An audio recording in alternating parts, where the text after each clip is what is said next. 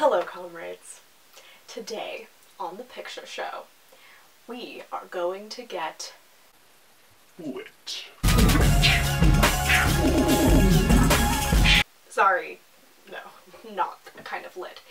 If that is indeed the kind of lit you are looking for, you may have the wrong channel. Here at the CitizenCinematrix picture show, we are interested in only one kind of lit. This kind of lit.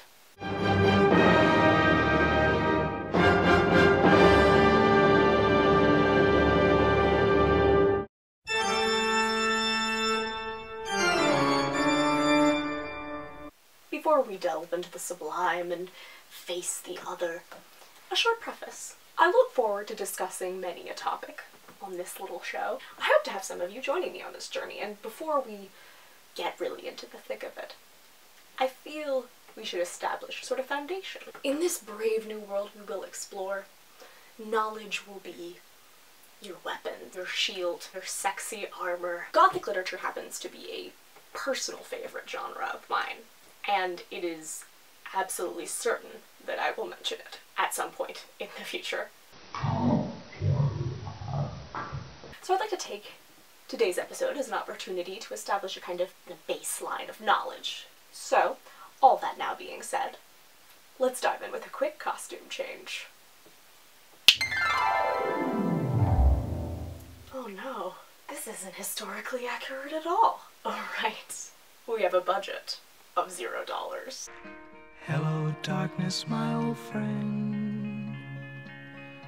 Most scholars agree that the Gothic literature genre was born sometime before the Victorian era, with which it is so deeply associated. An influential, eccentric nobleman by the name of Horace Walpole, which, by the way, is an amazing name, published his book, The Castle of Otranto, which was vastly different from most other works of literature being released at the time. Back in the science and reason-obsessed age of Enlightenment, the book launched the Gothic genre. It signified what has been referred to as a writing of excess. Most people at the time associated this with the high romance of the Middle Ages. People of this era were trying desperately to distance themselves from those ages of superstition. They did this by using all the realism they could possibly muster. One writer described Otranto as appearing in the awful obscurity that haunted 18th century rationality and morality. Scholars nowadays tend to agree that the Gothic novel explores the darker side to that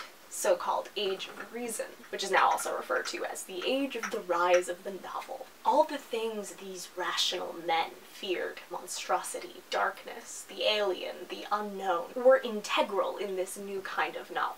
Walpole himself, in his preface to the second edition of The Castle of Otranto, talked about his monstrous new genre, an attempt to blend two kinds of romance, the ancient and the modern, which would leave the powers of fancy at liberty to expand. It combined the unnatural occurrences associated with the older kinds of romance with the realistic characters and dialogue associated with the newer ones. As well, it was intended to be a story not only for the aristocracy, but also for the middle classes, one that would shock, discomfort, and overwhelm them all. The new Romantic movement helped to provide the concept of the sublime, defined as an ineffable cross between the terrible and the beautiful, that which is unknown and uncontrollable, no matter how much we seek to understand it. It is also defined as the pleasure we find in terror. 1700s philosopher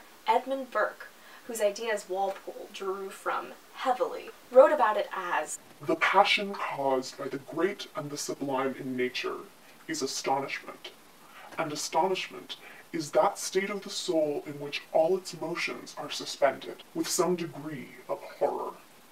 The mind is so entirely filled with its object that it cannot entertain any other, nor reason on that object which fills it. Astonishment is the effect of the sublime in the highest degree. No passion so effectually robs the mind of all its power of acting and reasoning as terror. And whatever is terrible with regard to sight is sublime. This concept of the sublime, and the dangerous and thrilling engagement and confrontation of it, was crucial to the Gothic novel. So, what are some of the hallmarks of the Gothic novel? Let's see. First of all, we need figures we can project all of our deepest fears, anxieties, and fantasies onto. These figures must be both familiar and other, inside and outside of us. We need settings that are antiquated, or at least seem so. Think castles, foreign, primitive countries, crypts, graveyards, primeval, unexplored frontiers, decaying laboratories, labyrinths, and whatever these spaces are. They are always filled with secrets from the past, which haunt the characters both psychologically and physically. These threats and secrets often take the forms of ghosts and monsters, any beings which have features of both the living and the dead. Always we have a return of powerful forces that have been hidden or repressed, and they do tend to rise to the surface with a vengeance. We've got a fixation on the elaborate, some kind of decaying excess, endless repetition and recurrence, the uncanny, as Freud referred to it. We've got the blurring and dissolving of important boundaries, and the breaking down of structures which we perceive as keeping us safe from whatever lurks beyond them. As G.R. Thompson said, Romantic Gothic deals with the tormented condition of a creature suspended between the extremes of faith and skepticism, beatitude and horror, being and nothingness, love and hate, and anguished by an indefinable guilt for some crime it cannot remember having committed. So, why did this spectacularly creepy genre so resonate with the Victorian age? Imagine, if you will, a world of fog and smoke, squalor and progress, scientific advancement and terrible social injustice. A world where old ideas and traditional values clashed with new scientific discoveries and social movements. A patriarchal society devoted to a queen. A time of mechanization, colonization, and deep-seated anxiety. This, my friends, is the Victorian era. We don't really have time to go into all of the nuances, but it is important to have a basic understanding of Victorians in order to understand why the Gothic genre is so deeply ingrained and intertwined with that particular point in history. The Victorians were obsessed with death. They had picnics in graveyards and made extremely fashionable mourning clothing and jewelry, among other things. And they were terrified of sexuality, so, you know, basically the opposite of our society.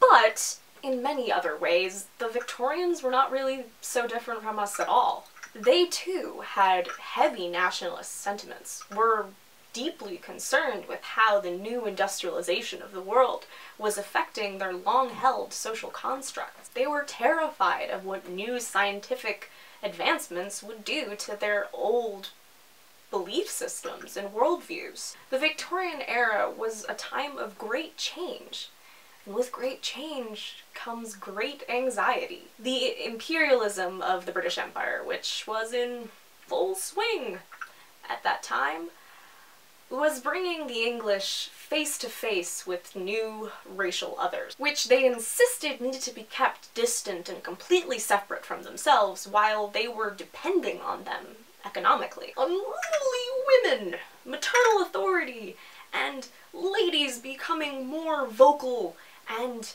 confident in expressing their right to independence and liberation and power were all huge threats to the patriarchal order, and terrifying to most men.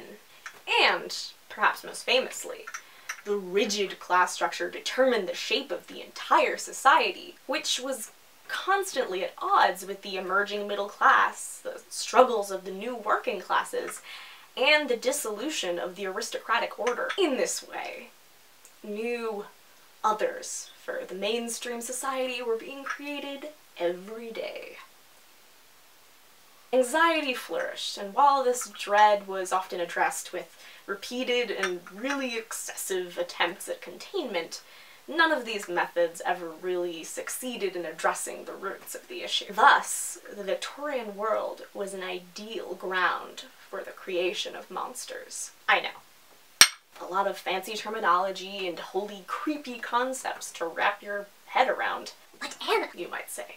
What are these Gothic novels you speak of? Well, let's see here, shall we? Beloved classics of the genre include Dracula by Bram Stoker, The Picture of Dorian Gray by Oscar Wilde, Jane Eyre by Charlotte Bronte.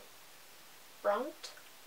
I should know this. Frankenstein by Mary Shelley, The Strange Case of Dr. Jekyll and Mr. Hyde by Robert Louis Stevenson, The Phantom of the Opera by Gaston Leroux, The Monk, a Romance by Matthew Lewis, The Mask of the Red Death by Edgar Allan Poe, Carmilla by Sheridan Le Fanu. I should probably stop. But Anna, those are all dusty old books written by dead white guys, except for that one lady whose writing was heavily altered by her husband. Alright.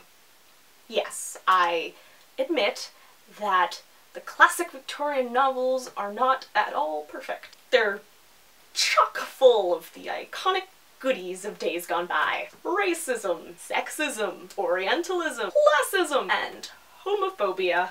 However, some Gothic novels could be called, quite fairly I might add, very progressive for the time they were written in. Many of the heroic protagonists were female, many of the villains were male, and all of the problems were caused by men, or more indirectly, by the patriarchal society and all of its negative effects. As well, the authors tended to show sympathy for their monsters, trying to understand, or at least showing a deep fascination in these figures which represented cultural and psychological others. As well, quite revolutionarily for a time in which it was really just polite to ignore any bad thing that happened and not talk about it because it was inappropriate. These novels addressed the unspoken and taboo issues of the society: repressed sexuality, murder most foul, child abuse, necrophilia, and all manner of problems the patriarchal, aristocratic, and imperialist society created day by day. This kind of writing had never been done in fiction before, making these novels not only very thrilling for the readers, but also extremely important in their time. Moreover, the Gothic genre is in no way done with us yet. More recently, many artists have continued in the grand Gothic tradition, from writers like Daphne du Maurier, William Faulkner, and Shirley Jackson, all the way to present-day authors like Anne Rice, Stephen King, and Neil Gaiman. Furthermore, the Gothic genre is no longer simply confined to the page.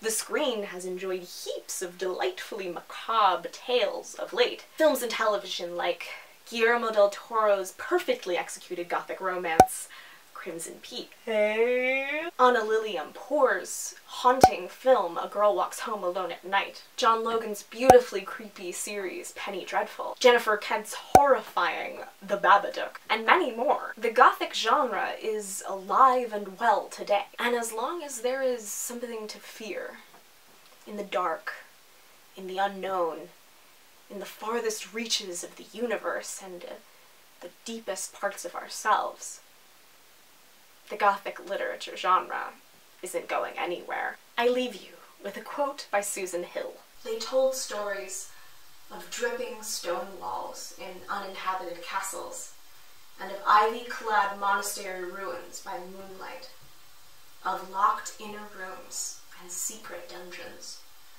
dank charnel houses and overgrown graveyards, of footsteps creaking upon staircases and fingers tapping at casements, of howlings and shriekings, groanings and scuttlings, and the clanking of chains, of hooded monks and headless horsemen, swirling mists and sudden winds, insubstantial spectres and sheeted creatures, vampires and bloodhounds, bats and rats and spiders, of men found at dawn and women turned white-haired and raving lunatic, and of vanished corpses, and curses upon heirs. Until next time, this is CitizenCinematrix, signing off.